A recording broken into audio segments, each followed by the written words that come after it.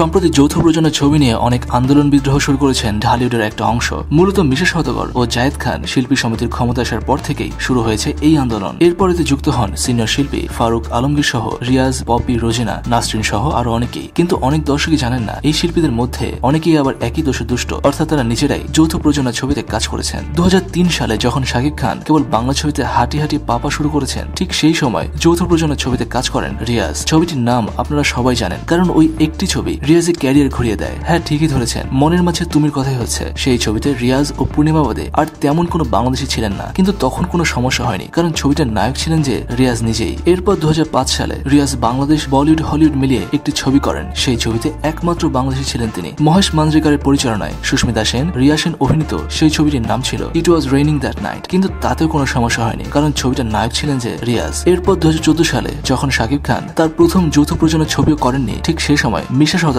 একটি যৌথ প্রযোজনা ছবিতে কাজ করেন। অঙ্কুশ হাজরা, শুভশ্রী গাঙ্গুলি অভিনীত আমি শুধু চেয়েছি তোমায় ছবিটিতে মিশাই ছিলেন উল্লেখযোগ্য ক্যারেক্টার পাওয়া একমাত্র বাংলাদেশি, কিন্তু তখন কোনো সমস্যা হয়নি, কারণ মিশা সওদাগর নিজেই তাতে অভিনয় করেছিলেন। দর্শক, বয়স বেশি না হলেও খুব তাড়াতাড়ি মুটিয়ে গিয়ে নায়কের আসন অনেক আগে হারিয়েছেন রিয়াজ, কিন্তু আর কেউ তার চাইতে ভালো কাজ করবে বা তার থেকে বেশি পপুলার হবে তা হয়তোবা এই নায়কের সহ্য হচ্ছে না, তাই এখন লেগেছেন সাকিবের পেছনে। মিশার ব্যাপারেও একই কথা বলা যায়। দর্শক, আপনার কি মনে হয় জানান নিচে কমেন্ট সেকশনে। আর যৌথ প্রযোজনা ছবি ও এর আন্দোলন নিয়ে আরো খবর আসছে খবর টিভিতে, তাই সাবস্ক্রাইব করে আমাদের সাথেই থাকুন।